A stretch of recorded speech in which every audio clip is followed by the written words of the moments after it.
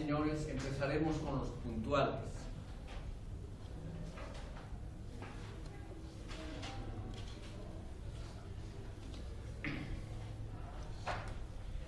En la sesión anterior ya hemos empezado a ver los intentos filosóficos en los países extraeuropeos.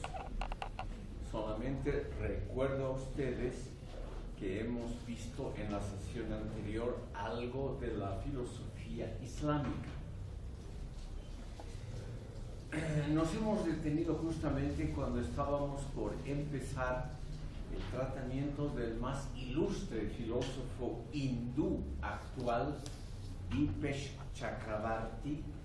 Ustedes no tienen por qué recordar estos nombres probablemente exóticos, sino simplemente la idea que está detrás de esta denominación.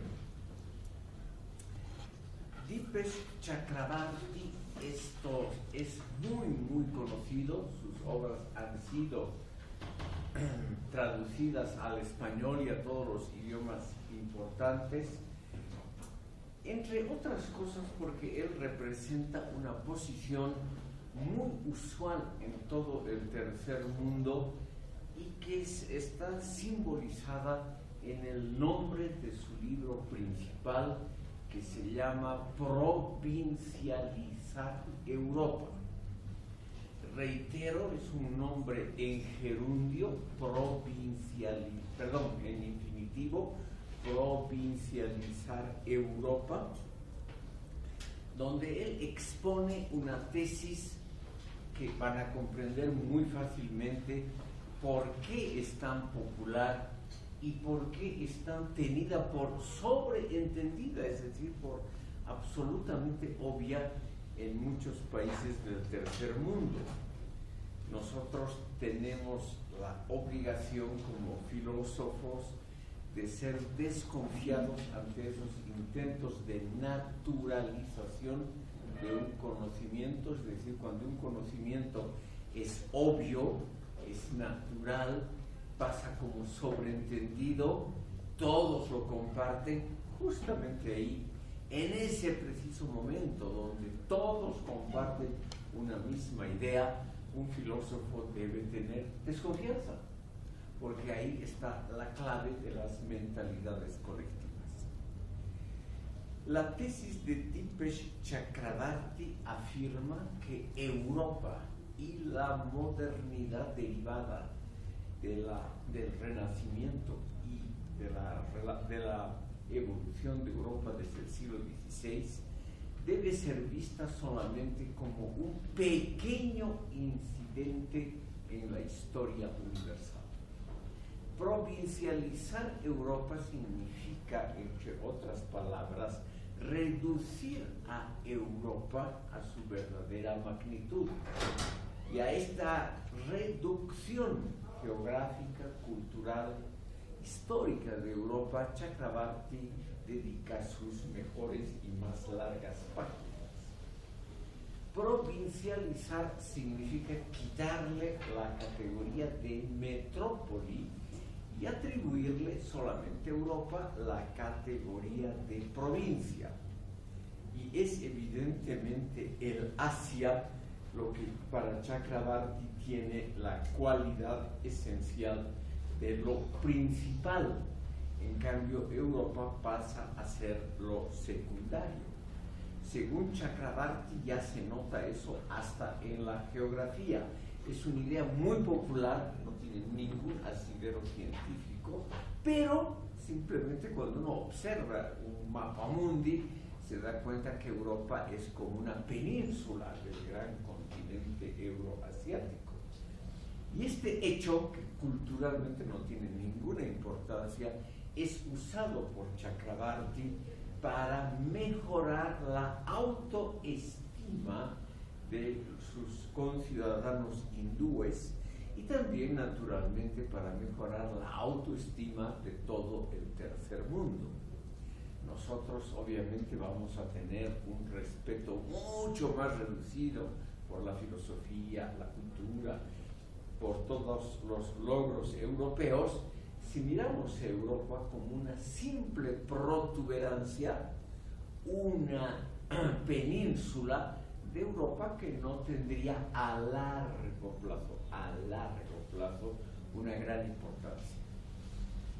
Dice Dipesh Chakrabarty que la historia empezó en África y luego se desarrolló en Asia, que los grandes imperios de la humanidad han sido el chino, el hindú, el persa, el egipcio, y que el éxito europeo a partir del Renacimiento debe ser visto como algo, obviamente con cierta relevancia, pero como algo secundario en el gran libro de la historia que considera milenios o siglos y no simplemente años como algo que haya que tomar en cuenta.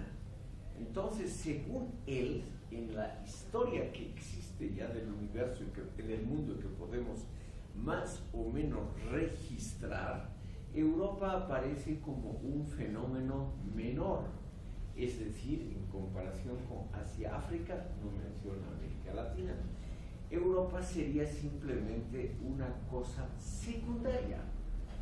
Él dice que actualmente el enorme éxito comercial e industrial de la China y en menor grado de la India, de Vietnam, del Japón, etc., nos muestra que Asia siempre fue el continente más importante, que perdió esa relevancia solo momentáneamente entre los años 1500 y 2000, que no es nada para él en grandes términos históricos, y que actualmente, a comienzos del siglo XXI, otra vez la China y la India, junto con Japón, etc., están tomando otra vez el lugar primerizo, el lugar de vanguardia del desarrollo mundial, que después de todo estas naciones tuvieron a lo largo de la historia. Como ven ustedes fácilmente, es una idea que seduce sobre todo a los espíritus simples, que son en cualquier sociedad la inmensa mayoría de la sociedad respectiva. Y aquí nos encontramos con una idea que minimiza, o por lo menos como dice Chakrabarty, reduce a su justa condición la influencia europea, a la influencia de una península euroasiática, y vuelve a atribuir la importancia debida a la China y en segundo lugar a la India y al Japón, porque han sido las grandes potencias del pasado y van a ser a partir del siglo XXI las grandes potencias del futuro. Entonces, dice él, a partir del siglo XXI lo que va a importar en el mundo es el desarrollo industrial y comercial de las grandes potencias asiáticas, no solo el desarrollo comercial e industrial, sino la producción filosófica y en general la producción cultural de estas naciones. Nombra muchos casos aislados, no voy a aburrir a ustedes, simplemente menciona que hoy en día, el libro ha aparecido en el 2000, que hoy en día ya la producción fílmica, por ejemplo, de la India, es la mayor del mundo, que la producción de acero de la China es la más grande del universo, y así con muchos otros ejemplos, mostrando que el futuro, no solo económico, comercial, sino también histórico, político y cultural, pertenece a los países del Asia, sobre todo naturalmente a la China y a la India, las dos naciones más pobladas del mundo. Nuestro deber filosófico es examinar por qué esta teoría se ha vuelto tan extraordinariamente popular y, en segundo lugar, examinar si realmente merece el reconocimiento como una filosofía de la historia genuina. Ese es nuestro deber filosófico. Y yo creo que es comprensible, por lo menos comprensible no quiere decir justificable o perdonable. Perdonar no es necesariamente, comprender no es perdonar. Significa simplemente que tenemos también que ver por qué esta teoría se ha vuelto tan extraordinariamente popular, por ejemplo, en los estudios postcoloniales.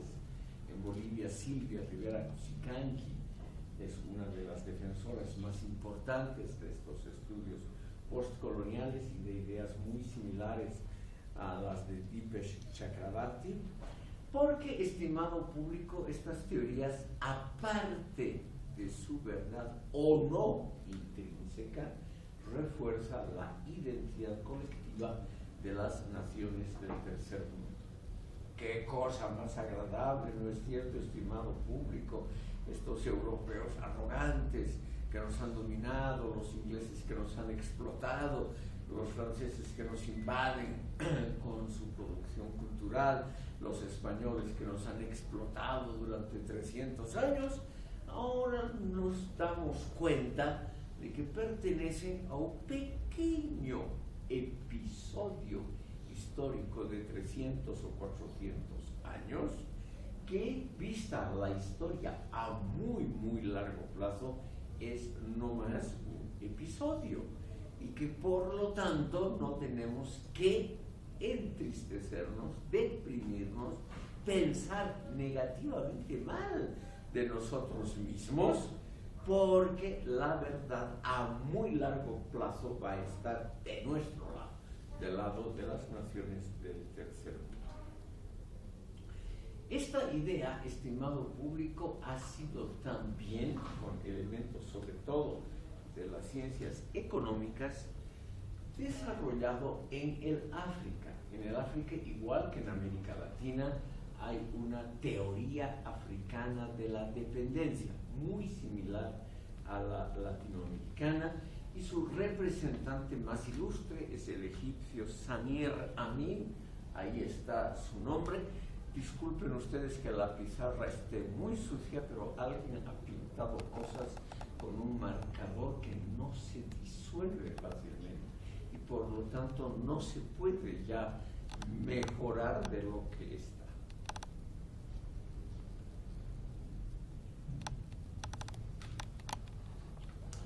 No vamos a entrar a la teoría de la dependencia, que más bien pertenece al campo de las ciencias económicas. Vamos a ver solamente, estimado público, en el caso africano, lo que puede haber de la filosofía de la historia. Aquí, en lugar de ver la visión tradicional, que es comprender al África como un continente subdesarrollado, que fue siempre pasto de potencias extranjeras, no solo el egipcio faraónico, que es ajeno al África subsahariana, al África negra, sino también muchas potencias como el Imperio Otomano, que dominó una gran parte del África, o en tiempos más modernos, las potencias coloniales, sobre todo Francia y Gran Bretaña en el siglo XX y anteriormente España, Portugal. Como ustedes saben, se dividieron la mayor parte del continente africano. Y la explicación filosófica, por ejemplo, la hegeliana, es justificar ese hecho en base a la debilidad civilizatoria del África y a la necesidad de inyectar desde afuera un impulso modernizador en el África que a muy largo plazo pueda tener resultados intrínsecos muy notables. Entonces, la colonización es vista positivamente porque sería esa necesaria inyección de elementos tecnológicos, institucionales y en general culturales que habrían sido escasos, sobre todo en el África negra, y que por lo tanto la colonización debe ser vista como algo pasajero, pero importante, imprescindible para el desarrollo posterior de estas sociedades. Samir Amin, apoyado en la teoría latinoamericana de la dependencia, refuta esta tesis. Y él, con algunos datos empíricos, sobre todo de los países más importantes como Egipto, Nigeria, Sudáfrica, etc., trata de mostrar que en el África, igual que en América Latina, lo que ha habido sería un desarrollo del subdesarrollo. O sea, estimado público, el subdesarrollo no sería una etapa previa al desarrollo, sino una etapa posterior al colonialismo.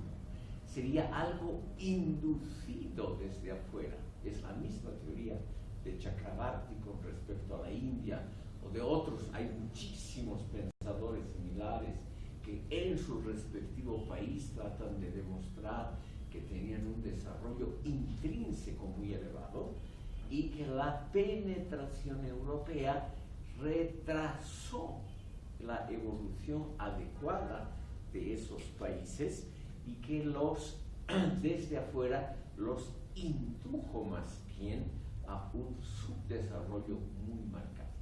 Entonces, el subdesarrollo no sería la etapa previa al desarrollo, que sería alcanzada con insumos provenientes de la cultura moderna europea, sino sería el lamentable resultado de la explotación y la penetración coloniales europeas. Esta teoría, estimado público, es muy, muy popular en toda el África. He anotado un nombre más, Walter Rodney, que como muchos pensadores, es un caso muy similar a Frantz Fanon, es una persona que no proviene del África, sino más bien del mundo de habla inglesa del Caribe, pero muy similar por eso a Frantz Fanon, que era de una isla francesa del Caribe, de la Martinique, que se trasladó a Argelia por la comunidad del idioma francés y que ahí desarrolló su interesante teoría. En el caso de Walter Rodney nos encontramos con un jamaiquino que para el África de habla inglesa ha hecho la misma labor que Samir Amin para el África de habla árabe u otros pensadores en la sucesión de Chakrabarty, que son generalmente de habla inglesa. Entonces tenemos aquí, dice Rodney, el caso típico de potencias africanas que estaban en la mejor posición de desarrollarse autónomamente, y esa posibilidad fue cortada, interrumpida por la civilización europea.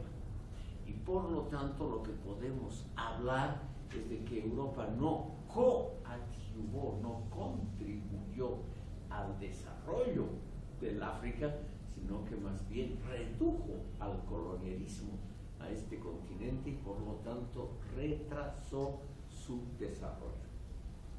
Voy a mencionar muy rápidamente, estimado público, a Martín Bernal. Ahí también lo tienen ustedes en la pizarra en relación con Walter Rodney, porque ambos han explicitado una teoría filosófica que aquí también está muy de moda. Martín Bernal, un científico británico, un historiador de las ideas británico, ha publicado un libro que también aquí es muy popular, citado positivamente por Enrique Dussel como una revelación importante, y en ese libro, que se llama La Atenea Negra, reitero, porque el título ya es un programa, La Atenea, la diosa griega de la sabiduría negra, Martín Bernal, junto con Walter Rodney y muchos otros pensadores de esa tendencia, trata de mostrar que los grandes logros filosóficos e institucionales, por ejemplo la democracia, griegos, que esos logros griegos han sido logrados por la influencia africana, egipcia y etíope sobre Grecia, que Grecia en realidad no ha tenido un desarrollo autónomo, sino que se ha copiado las ideas más importantes que han sido que han crecido en forma autónoma en los países del África Negra.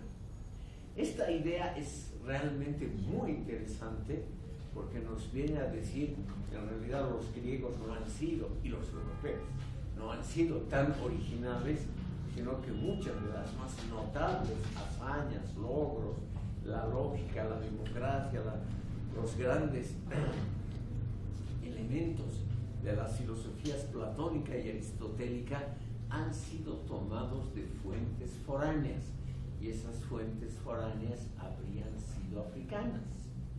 Los africanos, un mini paréntesis, estimado público, están hasta hoy, obviamente, como es todo pueblo, muy orgullosos también de sus logros.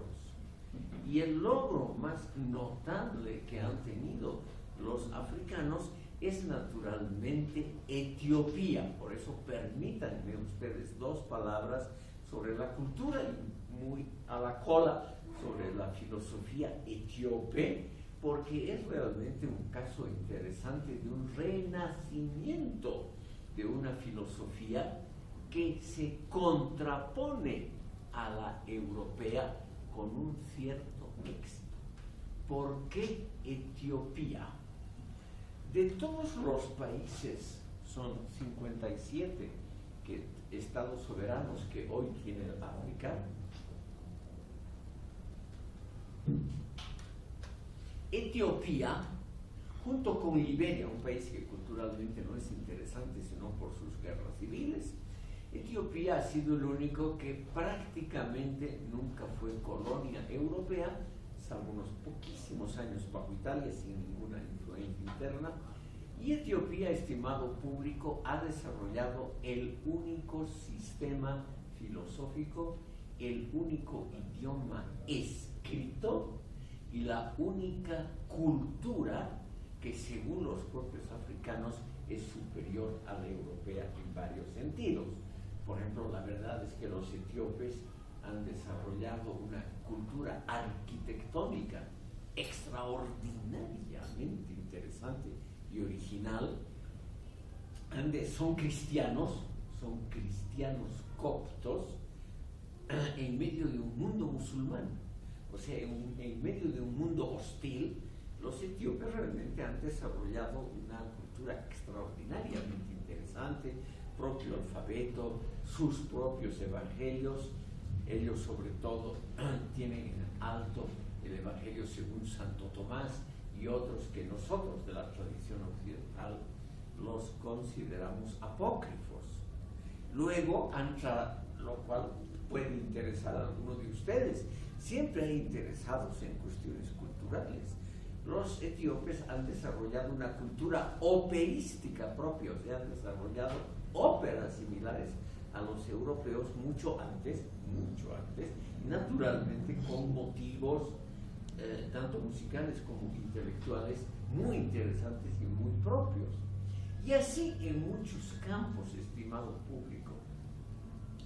Si ustedes por curiosidad pueden ver el capítulo Etiopía en Wikipedia, van a ver la riquísima tradición cultural de este pueblo. Por ejemplo, las iglesias de Lalibela con sus frescos que no tienen nada que ver con la cultura europea, pero que sin embargo tienen una tradición, una calidad y una antigüedad comparables a las mejores obras europeas.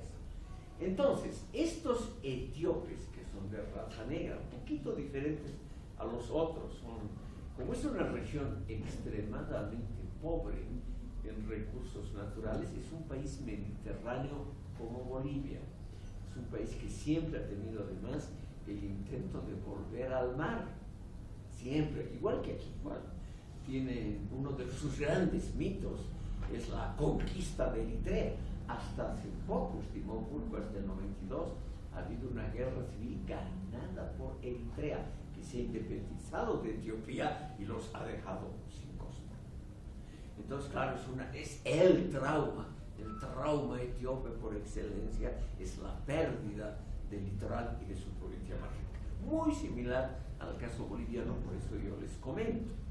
Además, Etiopía también se distingue en todo el África por otras cualidades que son muy apreciadas en toda el África. Por ejemplo, tienen fama de ser precisos, confiables, de tener cualidades que diríamos prusianas, mencionadas por Kant, la previsibilidad, por ejemplo, según los etíopes, es muy elevada en su propio país.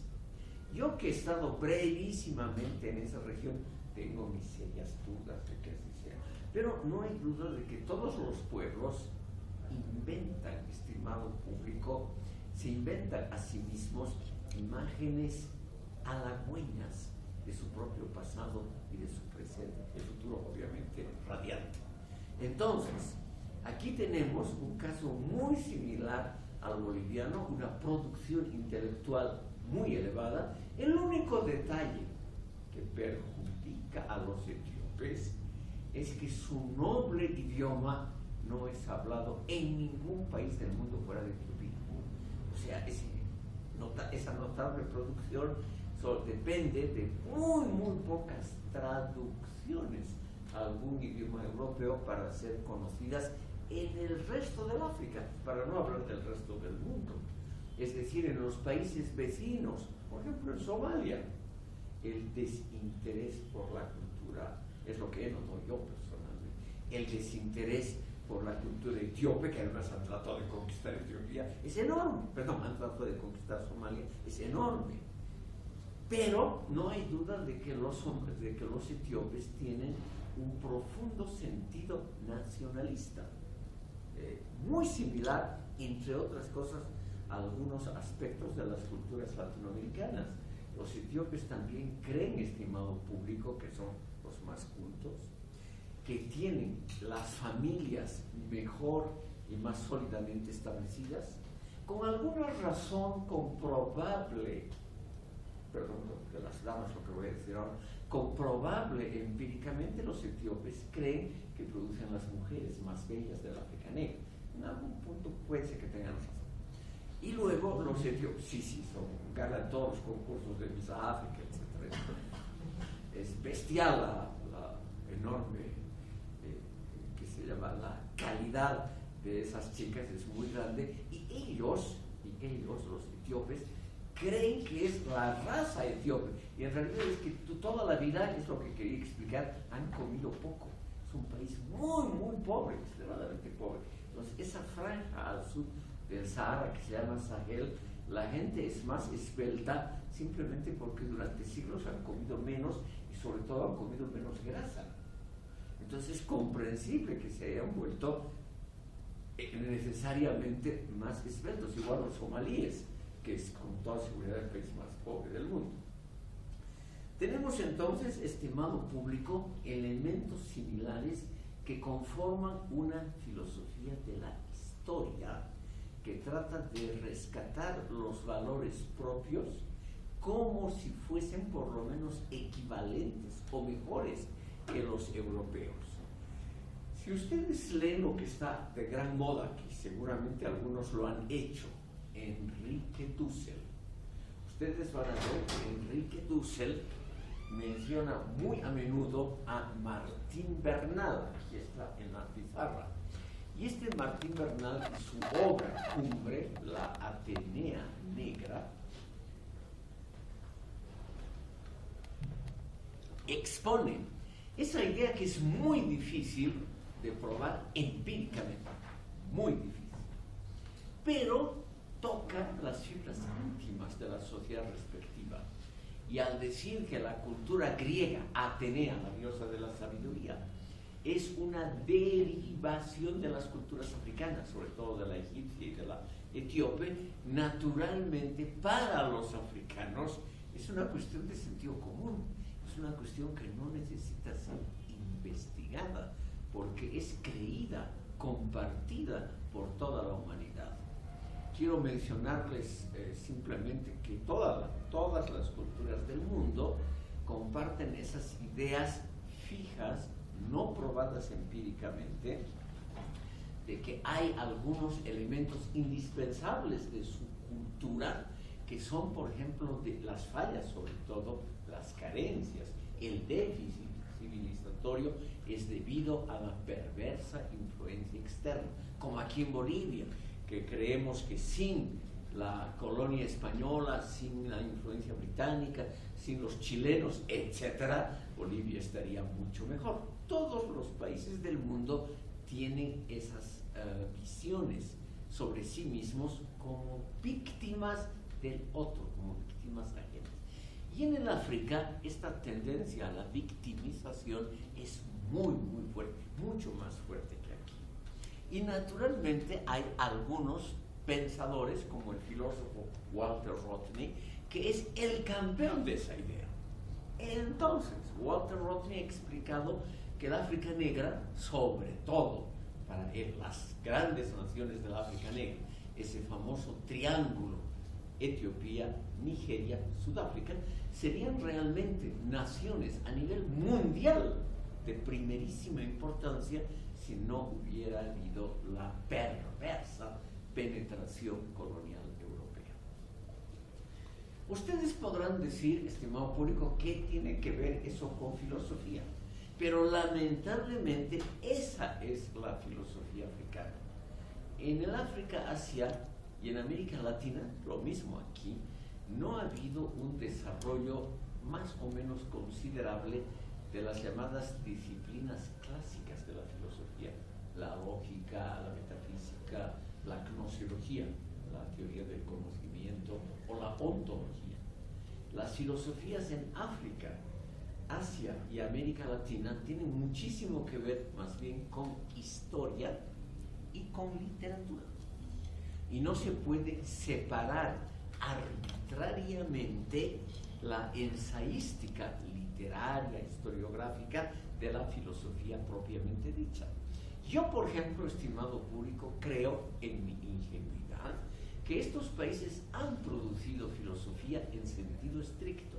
O sea, hay una filosofía andina, pero esta filosofía andina no produce obras de esas disciplinas recién mencionadas, ontología, gnoseología, etc., sino que produce sobre todo en el campo de la ensayística literaria e historiográfica. Y es más o menos el mismo caso que vemos aquí en el África y anteriormente en la India. Por lo menos me quisiera mencionar para los que han llegado tarde que ya hemos terminado el capítulo de la India. Sin embargo, quisiera volver muy brevemente a este asunto de por qué esas teorías son tan populares en este mundo.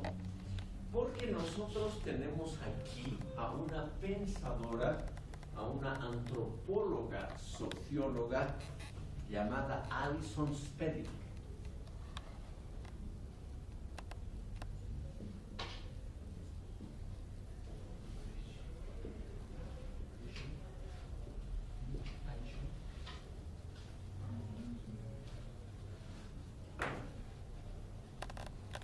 Yo aconsejo, estimado público, leer las obras de la señora Spedding. Yo sé que esto no es muy popular entre filósofos, pero ella tiene simplemente algo que no es usual. Ella tiene un ojo avizor extraordinariamente bueno para ver también las debilidades de los objetos sociales que ella estudia. Y ella ha, creo yo, pudiendo equivocarme fácilmente, constatado algunas debilidades del pensamiento boliviano. Antes lo hizo con respecto al pensamiento hindú y a esta filosofía de la historia hindú. Y yo creo que los libros de Alison Spedding, no me refiero a sus novelas, sino a sus libros sociológico-antropológicos, son también interesantes para los que estudian filosofía.